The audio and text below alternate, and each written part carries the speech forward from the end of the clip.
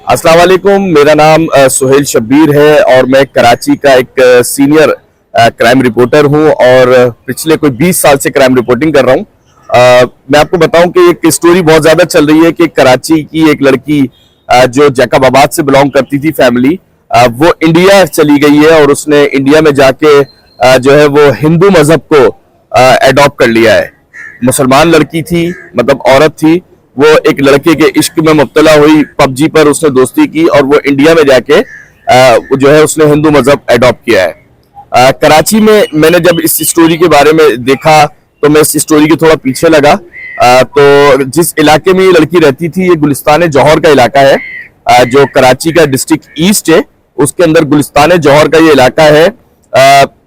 धानी बख्श coat, scheme 33 धानी बख्श गोट के अंदर family रहती थी।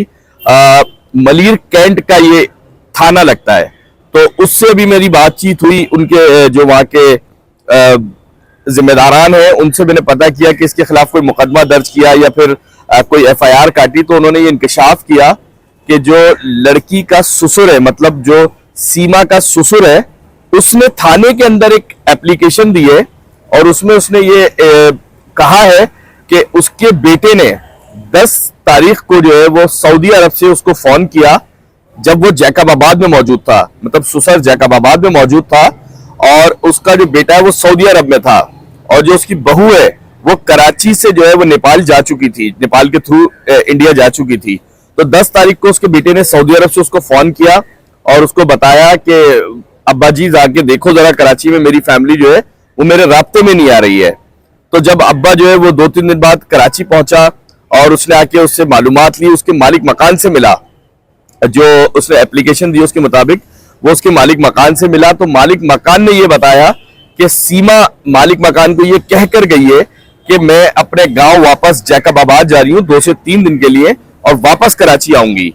तो जब उसने ये सारी मालूमात ली तो उसको एकदम इंकशाफ हुआ, मीडिया के जरिए पता चला कि सीमा तो जो है वो जैकबाबाद नहीं बल्कि इंडिया पहुंच चुकी है। तो मेरी अभी पुलिस से बात हुई तो पुलिस ने उस एप्लीकेशन के अंदर उसके ससुर ने ये बात लिखी है कि हम इस वाकये की कोई भी कानूनी कार्रवाई नहीं चाहते। मतलब जो सीमा का ससुर है, अमीर जान उसका नाम है, उसने ये पुलिस को कहा है कि मैं इस वाकये की कोई एफआईआर दर्ज कराना नहीं चाहता हूं, किसी किस्म की कोई कार्रवाई नहीं करना चाहता हूं, हम इस मामले को अज खुद जो है वो डील कर लेंगे। अच्छा, इसमें कुछ टेक्निकल मसले आ रहे हैं क्योंकि सीमा अकेली नहीं गई है, सीमा के साथ 4 बच्चे भी हैं और वो बच्चे यकीनी तौर पर उसके शौहर के और उसके हैं। तो वो बच्चे जो है वो सबसे ज्यादा उनके लिए प्रॉब्लम हो रही है। उसमें फरहान नाम का बच्चा है, फरवा नाम की लड़की है, फरहा बतूल है और एक फरहा बतूल है। ये 4 बच्चे हैं जो इसके साथ हैं। तो उसके लिए पुलिस को अब टेंशन ये हो रही है कि उन बच्चों को कैसे जो है वो रिकवर किया जाए, बाजियाब कराया जाए। बहुत टेक्निकल चीजें फंस चुकी हैं क्योंकि इंडिया, पाकिस्तान, नेपाल और हिंदू, मुस्लिम और बहुत सारी चीजें जो है वो इसके अंदर एडजस्ट हो चुकी हैं, घुस चुकी हैं।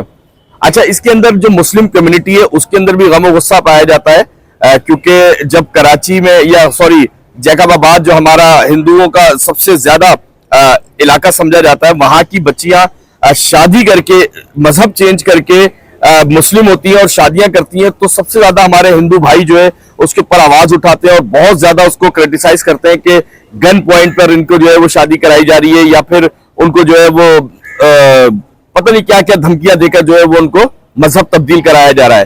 तो यहां पर भी अब मुस्लिम ये कहने पर मजबूर हो चुके हैं कि ये जो है वो जबरदस्ती ये सब चीजें कराई जा रही है, लेकिन अभी इसकी तहकीकात होना जरूरी है।